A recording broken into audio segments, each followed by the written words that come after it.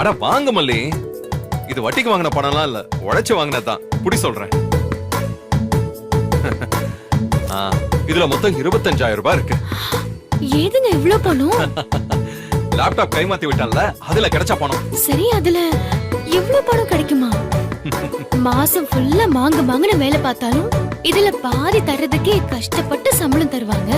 ஒரே நாள்ல இவ்ளோ கொண்டு வந்திருக்கீங்க. என்ன நீ நம்பல போல? நம்பு மல்லி, சத்தியமா இது உழைச்ச காசுதான்.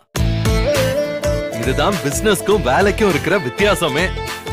சரி, இதையே என்கிட்ட கொடுக்கறீங்க? சாமி கிட்ட வச்சு தரணுமா?